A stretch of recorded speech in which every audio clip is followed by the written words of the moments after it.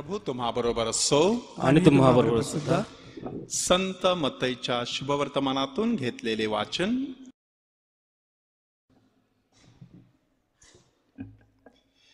व्यभिचार करू नको म्हणून सांगितले होते हे तुम्ही ऐकले आहे. मी तर तुम्हाला सांगतो, जो कोणी एखाद्या स्त्रीकडे कामेच्छेने पाहतो त्याने आपल्या मनात तिच्याशी व्यभिचार केलाच आहे. तुझा उजवा डोळा तुला पापास प्रवृत्त करत असेल तर तो उपटून टाकून दे, कारण तुझे संपूर्ण शरीर नरकात टाकले जावे ह्यापेक्षा तुझ्या एका अवयवाचा नाश व्हावा हे तुझ्या हिताचे आहे. तुझा उजवा हात तुला पापास प्रवृत्त करत असेल तर तो तोडून टाकून दे, कारण तुझे संपूर्ण शरीर नरकात पडावे ह्यापेक्षा तुझ्या एका अवयवाचा नाश व्हावा हे तुझ्या हिताचे आहे. प्रभूचे हे शुभ वर्तमान. हे ख्रिस्ता तुझी स्तुती असो.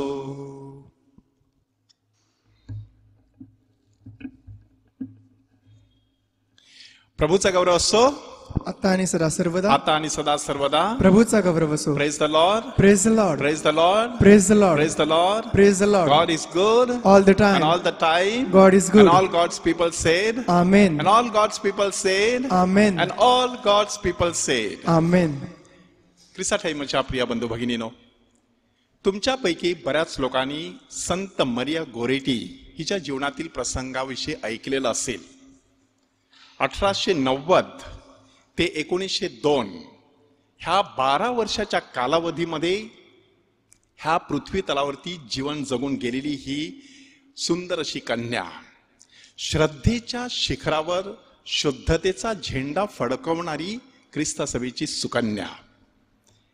संत मरिया गोरेटी कधीच शाळेत जाऊ शकली नाही, परंतु तिच्या आईने तिला धर्मशिक्षण दिलं आणि 11व्या वर्षी तिने फर्स्ट होली कम्युनियन स्वीकारलं. त्यानंतर दर शनिवारी संध्याकाळी 7 मैलांचा प्रवास करून ती आपल्या चर्चमध्ये कन्फेशनसाठी जायची.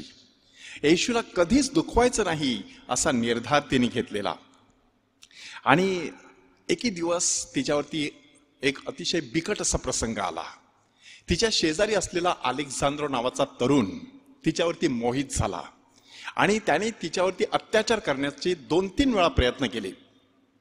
शेवटी तिने एवढा प्रतिकार केला की त्याने तिच्यावरती 14 चाकूचे वार केले आणि तिला जखमी केलं. रक्ताच्या थारोळ्यामध्ये पडलेली ही मुलगी, तिचे आई वडील, तिचं कुटुंबीय शेतामध्ये काम करत होतं. ते धावत पळत आले. त्यांनी त्या मुलीला उचललं, औषधासाठी नेलं.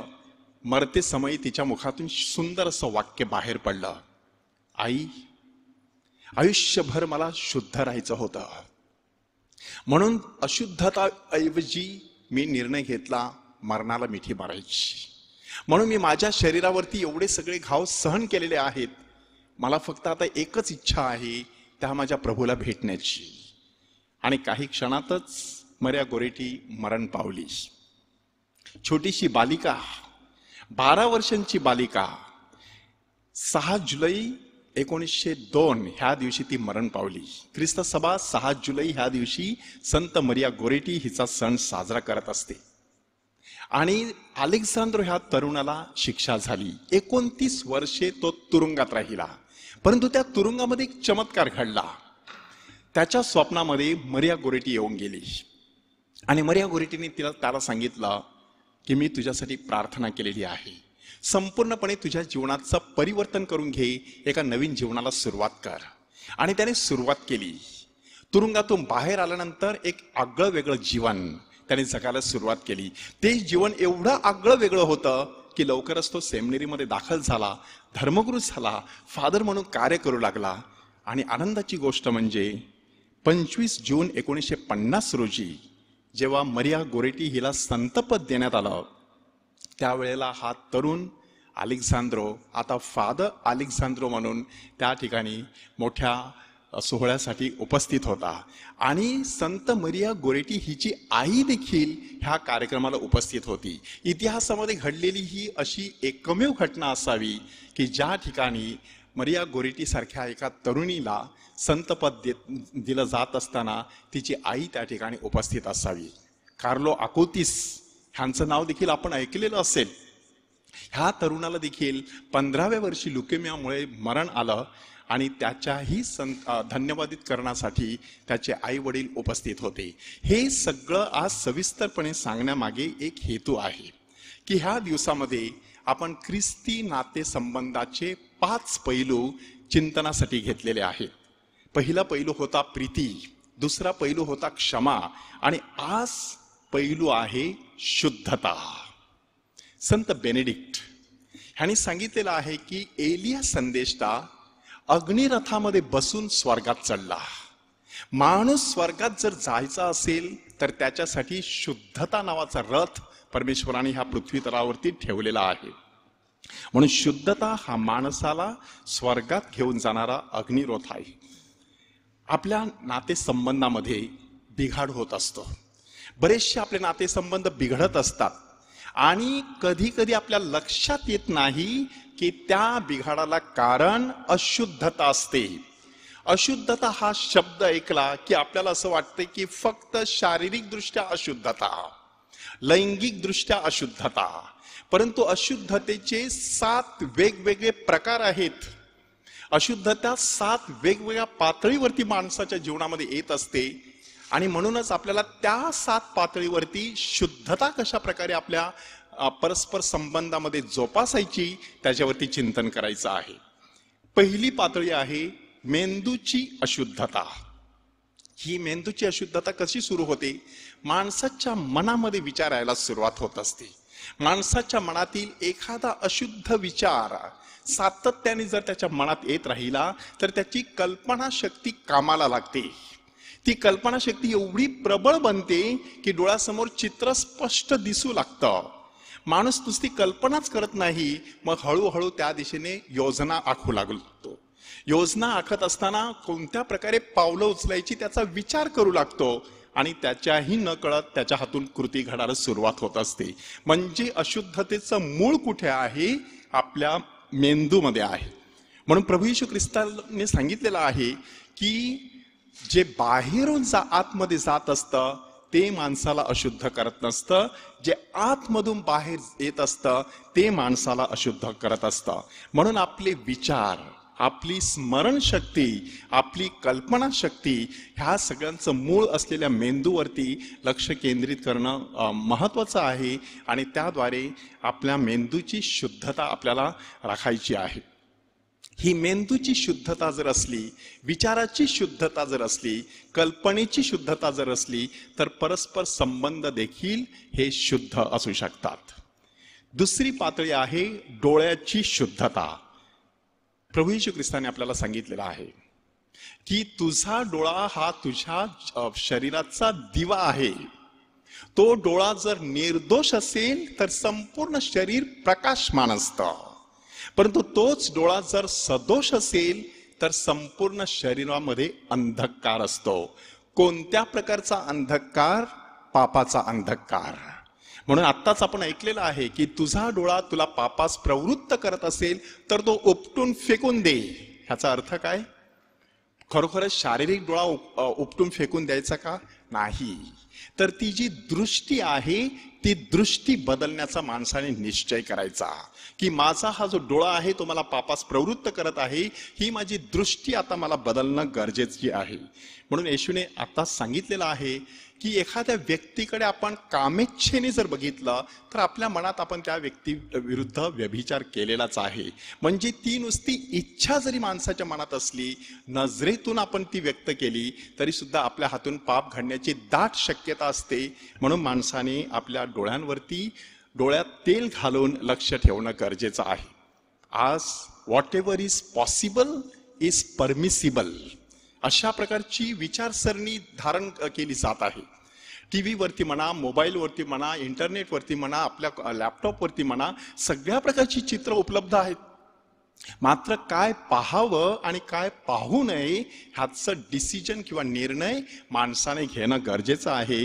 त्यासाठी आपल्या डोळ्यांची शुद्धता की मानवी शरीराकडे पाहण्याचा आपला दृष्टिकोन तपासून पाहायचा की माणसाचं शरीर म्हणजे नक्की काय आहे. ही एखादी भोगवस्तू आहे का, एखादं खेळणं आहे का, एखादं नुसतं सौंदर्याचं साधन आहे का? नाही. माणसाचं शरीर हे पवित्र आत्म्याचं मंदिर आहे.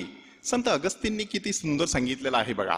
संत अगस्तीन म्हणतात, एक व्यक्ती दुसऱ्या व्यक्तीकडे पापी दृष्टिकोनातून जर बघत असेल तर पाहणारी व्यक्ती अशुद्ध असते, जिच्याकडे पाहिलं जातं ती मात्र कधी अशुद्ध बनत नसते.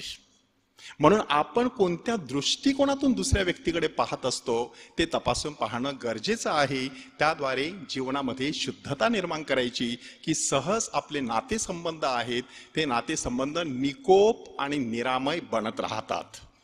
तिसऱ्या प्रकारची अशुद्धता आहे ओठांची अशुद्धता. तुम्ही आता लक्षात घेतलं असेल की आपण डोक्यापासून सुरुवात केलेली आहे, डोळ्याकडे आलो, आता ओठांकडे आलो. अशा प्रकारे संपूर्ण शरीर कसं शुद्ध ठेवायचं त्याच्यावरती आपलं चिंतन सध्या सुरू आहे. ओठांची अशुद्धता म्हणजे आपल्या ओठातून बाहेर पडणारे जे शब्द असतात त्यामधून विखार किंवा विष बाहेर पडण्याची शक्यता असते. याकोबाचं पत्र, संपूर्ण पत्रामध्ये जिभेकडून होणारी किंवा जिभेची होणारी 9 पाप संत याकोबाने आपल्या समोर सादर केलेली आहेत. ते म्हणतात, कुरकुर करणं, खोटे बोलणं, दोष देणं, रागाने बोलणं, निंदा टीका करणं, चुगली चहाडी करणं, अपशब्द, शिव्यागाळी, अश्लील शब्द उच्चारणं, भांडण तंटे करणे, त्यानंतर आत्मस्तुती, स्वतःची स्तुती करणं, वादविवाद करणं आणि अशुद्ध भाषा वापरणं, ही सगळी जिभेची पापं आहेत. आपण सहज आपल्या जिभेवरती लक्ष केंद्रित करायचं की माझ्या जिभेतून जे शब्द बाहेर पडत असतात ते शुद्ध असतात का? बऱ्याच वेळेला माणूस सातत्याने रागावलेल्या अवस्थेमध्ये असतो आणि त्याच्या मुखातून बाहेर पडणारा प्रत्येक शब्द हा जणू काही तप्त गोळ्यासारखा असतो किंवा न विझणाऱ्या बाणासारखा असतो. त्याने बोललेला एखादा शब्द दुसऱ्याच्या हृदयाला जाऊन भेदतो आणि नातेसंबंधाची राख रांगोळी होण्याची शक्यता असते. आणि म्हणूनच संत याकोब आपल्याला सांगत आहेत की जीभ ही जणू काही आग आहे, की थोडीशी ठिणगी संपूर्ण जंगल किंवा रान पेटवू शकते. तसा आपल्या मुखातून बाहेर पडणारा एक शब्द आपला नातेसंबंध बिघडवू शकतो. म्हणून आपल्या तोंडून बाहेर पडणारे शब्द जे आहेत ते नातेसंबंध मजबूत करतात की बिघडवतात ते तपासून पाहणं गरजेचं आहे. एकाच झऱ्यातून गोड आणि कडू असं पाणी बाहेर पडत नाही. एकतर ते पाणी गोड असू शकतं किंवा कडू असू शकतं. परंतु जिभेचं बघा, ज्या जिभेने आपण परमेश्वराची स्तुती आराधना करतो त्याच जिभेतून कधी कधी आपण दुसऱ्यांची चुगली चहाडी करण्याची शक्यता आहे. म्हणून संत याकोब आपल्याला सांगत आहेत, आपल्या जिभेवरती नियंत्रण ठेवण्याचा माणसाने प्रयत्न करायचा आहे. आपली जीभ शुद्ध करायची आहे. कशा प्रकारे ही आपली जीभ शुद्ध करायची? आत्ताच शुभवर्तमान वाचत असताना आपण नक्की काय केलं? आपल्या कपाळावरती क्रूसाची खून केली जेणेकरून विचार शुद्ध असावेत. आपल्या ओठांवरती आपण खून केली जेणेकरून आपले शब्द शुद्ध असावेत. आणि आपल्या हृदयावरती, छातीवरती आपण क्रूसाची खून केली, आपल्या भावना शुद्ध असाव्यात. म्हणजे अशा प्रकारे परमेश्वराचं नाव आपल्या जिभेवरती सतत असलं पाहिजे. एक साधा मंत्र मी तुम्हाला आज देऊ इच्छितो. तो मंत्र 7 शब्दांचा आहे. तो मंत्र अधूनमधून घोळत राहायचा. त्या मंत्रातील पहिले 3 शब्द येशूच्या नावाशी संबंधित आहेत. पुढचे 4 शब्द स्वतःसाठी प्रार्थना करण्यासाठी दिलेले आहेत. हे प्रभू येशू ख्रिस्ता माझ्यावर दया कर. हे प्रभू येशू ख्रिस्ता माझ्यावर दया कर. हा मंत्र सतत घोळत राहायचं. तो घोळत राहिल्यामुळे काय होत असतं की आपल्या जिभेवरती येशूचं नाव असतं. आपली जीभ क्षणाक्षणाला शुद्ध होत जाते. मनात येणारे विचार देखील शुद्ध होतात. आपले नातेसंबंध शांतीचे, प्रेमाचे, आनंदाचे, समेटाचे, सहकार्याचे आणि हिताचे बनत जातात. चौथ्या प्रकारची अशुद्धता आपल्या जीवनात असू शकते आणि ती म्हणजे हृदयाची अशुद्धता. म्हणजे विचार जर चुकीचा असला तर भावना देखील तशीच चुकीची असण्याची शक्यता असते. म्हणजे जर एखाद्या व्यक्तीचा आपल्याला राग येतो, हा राग आला कुठून? आपण काहीतरी ऐकलं किंवा काहीतरी बघितलं, पण ती सगळी माहिती मेंदूला जाऊन पोहोचली, मेंदूकडून संदेश हृदयाला जाऊन मिळाला आणि हृदयातून ती रागाची भावना व्यक्त झाली. राग म्हणा, द्वेष म्हणा, मत्सर म्हणा, वासना म्हणा, ह्या सगळ्या अशुद्ध अशा भावना आहेत. आपल्या हृदयाकडे लक्ष ठेवायचं. गोड काळजा येशूच्या, कर माझे काळीस तुझ्या काळजासारखे, हा मंत्र जर सातत्याने आपण जोपासत राहिलो, महिन्याच्या पहिल्या शुक्रवारी प्रभू येशू ख्रिस्ताच्या हृदयावरती आपलं लक्ष केंद्रित केलं, महिन्याच्या पहिल्या शनिवारी पवित्र मरीच्या निष्कलंक हृदयाला संपूर्ण महिना आपण समर्पित केला, तर हळूहळू आपल्या हृदयातील ज्या भावना आहेत त्या भावना उदात्त, चांगल्या आणि अधिक परमेश्वराच्या योजनेनुसार असण्याची शक्यता आहे. त्यासाठी येशूने आपल्याला काय सांगितलंय बघा, बालकासारखे झाल्याशिवाय स्वर्गाच्या राज्यात तुमचा प्रवेश होणारच नाही. बालकाचं हृदय जे असतं ते नितळ आणि निर्मळ असतं. त्या हृदयामध्ये काहीच साठवून ठेवलेलं नसतं. त्यामुळे ते बालक सहज सगळ्यांकडे झेपावतं, सहज कोणाकडे बघून स्माईल करू शकतं, सहज कोणी काही दिलं तरी स्वीकारत असतं आणि आनंदाने टाळ्या वाजवू शकतं, कारण त्याचं हृदय निकोप आणि नितळ असतं. जी व्यक्ती निकोप आणि निर्मळ अशा हृदयाची असते त्या व्यक्तीला छान झोप लागू शकते, त्या व्यक्तीचं आरोग्य अतिशय खूप चांगलं असण्याची शक्यता असते. म्हणून आपल्या हृदयाची शुद्धता सातत्याने जोपासण्याचा माणसाने प्रयत्न करायचा आहे. त्यानंतर 5व्या प्रकारची शुद्धता आहे कृतीची शुद्धता. म्हणजे आपण काही गोष्टी करत असतो, त्या गोष्टी आपण का करतो, कशा पद्धतीने करतो, त्याच्याकडे माणसाने लक्ष ठेवायचं. गलतीकरास पत्र अध्याय 5 वचन 16 पासून पुढे संत पॉल आपल्याला त्यामध्ये सांगत आहे, एकीकडे देह स्वभावाची फळं आणि दुसरीकडे पवित्र आत्म्याची फळं. देह स्वभावाची कर्मे किंवा देहाची कर्मे कशी असू शकतात त्याची संपूर्ण यादी त्या ठिकाणी देण्यात आलेली आहे. त्यावरून माणसाचं जे जीवन आहे ते जीवनच जणू काही त्या ठिकाणी त्यांनी समजून सांगण्याचा प्रयत्न केलेला आहे. माणसाचं नैतिक जीवन जे असतं ते नीती नियमाला धरून असतं. अनैतिक अशा प्रकारचं जीवन माणूस जेव्हा जगायला सुरुवात करत असतो तेव्हा ती देहाची कर्मे असतात. त्याची संपूर्ण यादी जी दिलेली आहे ती जर तुम्ही नजरेखालून घातली तर तुमच्या लक्षात येईल की माणसाच्या जीवनामध्ये वाईट सवयी असतात. वाईट कृतीची कामं करण्याची माणसाला सवय जडलेली असते. व्यसनं म्हणा, एखादं व्यसन माणसाला जे असतं त्या व्यसनाद्वारे माणूस अशुद्ध बनत असतो. मग त्याद्वारे नातेसंबंध देखील अशुद्ध बनत असतात. मद्यपान करणारी जी व्यक्ती असते त्याच्या कुटुंबामध्ये कधी शांती प्रस्थापित होत नाही. मनामध्ये सातत्याने वाईट विचार घोळवणारी जी व्यक्ती असते तिच्या मुखातून वाईट शब्द बाहेर पडण्याची शक्यता असते आणि मग घरामध्ये वातावरण बिघडत जातं. अशा प्रकारे ही कृतीची अशुद्धता आहे ती देखील तपासून पाहायची आहे. कलस्सीकरास पत्र अध्याय 3 वचन 12 ते 17 ह्यामध्ये आपल्याला सांगण्यात आलेलं आहे की तुम्ही देवाचे प्रिय आणि पवित्र असे निवडलेले लोक आहात, म्हणून करुणायुक्त हृदय धारण करा, सौम्यता, एकमेकांना क्षमा करणं, कोणाविरुद्ध कोणाचे गाऱ्हाणे असेल तर आपसात क्षमा करायची. प्रभूने आपल्याला जशी क्षमा केलेली आहे तशी क्षमा करायची. आता ही सगळी कृत्ये कोणती आहेत? आध्यात्मिक स्वरूपाची कृत्य आहेत. म्हणून आपल्या जीवनामध्ये जी कृत्य आपण करत असतो ती आपण तपासून पाहणं गरजेचं आहे. त्याद्वारे आपलं संपूर्ण शरीर हे परमेश्वराला स्वीकार्य, ग्रहणीय यज्ञ म्हणून अर्पण करायचं आहे. 6व्या प्रकारची अशुद्धता आहे हेतूची अशुद्धता. म्हणजे एखादं खूप चांगलं काम माणूस करत असतो परंतु त्याचा हेतू जो असतो तो हेतू बऱ्याच वेळेला स्वार्थी असण्याची शक्यता आहे की ह्याच्यामधून मला काय मिळेल, ह्यामुळे माझं नाव कसं मोठं होईल. अशा प्रकारचा हेतू जर माणसाने मनात बाळगला तर त्याचा परिणाम काय होत असतो बघा, की हा हेतू आहे हे समजायचं कशावरून? इंग्रजीमध्ये त्याला असं म्हणतात, द बॉडी डिक्लेअर्स इमर्जन्सी. म्हणजे जेव्हा तुम्ही स्वार्थी हेतू मनात ठेवून काहीतरी करू इच्छिता तेव्हा तो हेतू मनात आहे परंतु तुम्ही चेहऱ्यावरती देखावा करण्याचा प्रयत्न करता पण तुमचं संपूर्ण शरीर अस्वस्थ झालेलं असतं. हृदय धडधडत असतं, श्वास जलद गतीने चालू झालेला असतो, हातापायाला कंप सुटलेला असतो. ह्याच्यामध्ये काय दडलेलं आहे? हेतूची अशुद्धता दडलेली आहे.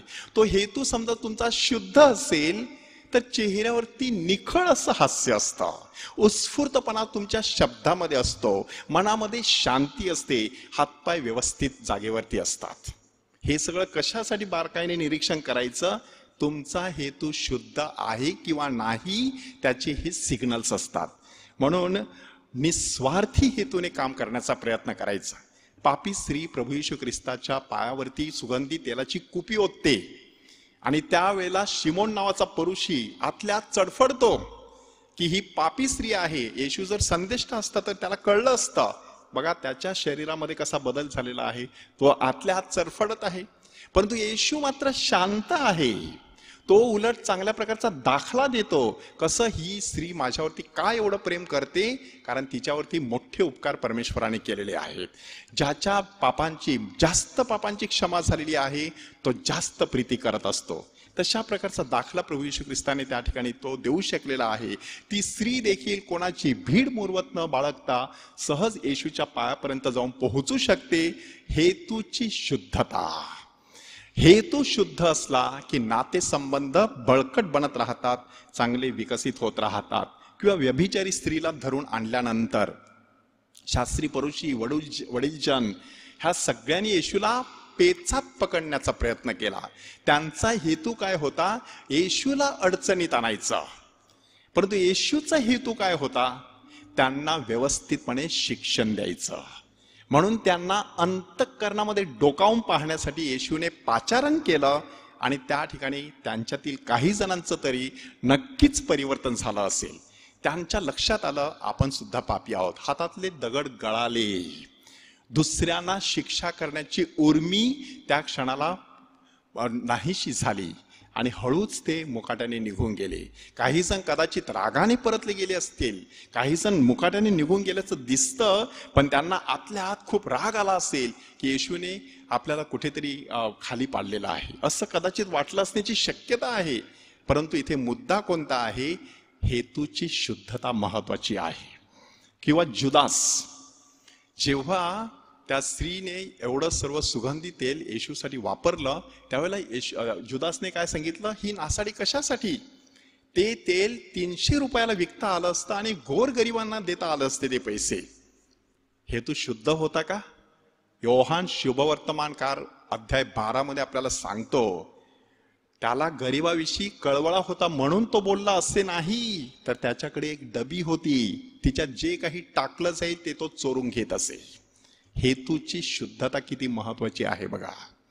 म्हणून आपल्या जीवनातील नातेसंबंध मजबूत करायचे असतील तर त्यासाठी हेतूची शुद्धता महत्वाची आहे.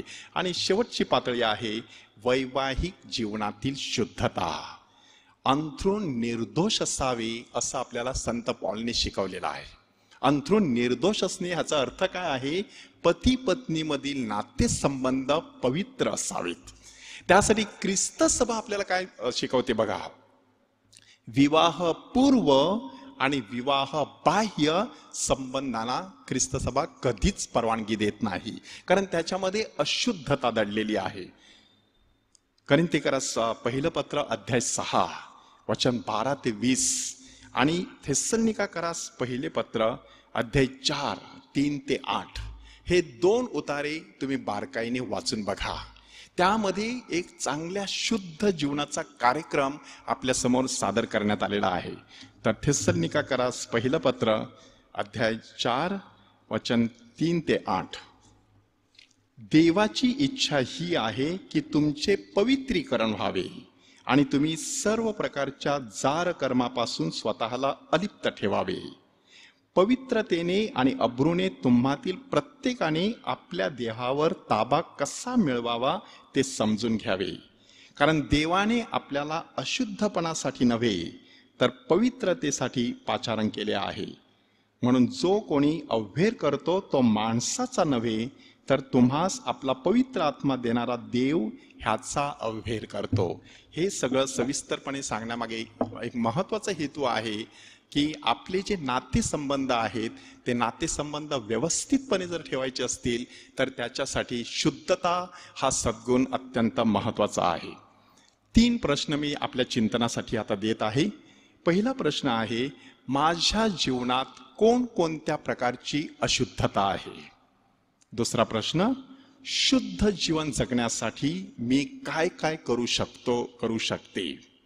आणि तिसरा प्रश्न, ह्या प्रायश्चित्त काळामध्ये पश्चाताप, प्रायश्चित्त, त्याग, उपवास, दानधर्म ह्याद्वारे मला कसं शुद्ध होता येईल आणि शुद्ध अंतःकरणाने इतरांबरोबर असलेले माझे संबंध कसे जोपासता येईल. मदर तेरेसा ह्यांनी एक सुंदर वाक्य म्हटलेलं आहे, प्रार्थना करा, प्रार्थना तुम्हाला शुद्ध हृदय देईल आणि शुद्ध हृदयाने तुम्हाला सर्वत्र परमेश्वराचं दर्शन घडेल. कारण जे अंतःकरणाचे शुद्ध ते धन्य, कारण ते देवाला पाहतील. प्रभूचा गौरव असो आता आणि सदा सर्वदा. आता आणि सदा सर्वदा. प्रभूचा गौरव असो. Praise the Lord. Praise the Lord. Praise the Lord. Praise the Lord. Praise the Lord. Praise the Lord. God is good all the time. and all the time. God is good. And all God's people said. Amen. And all God's people said. Amen. And all God's people said. Amen.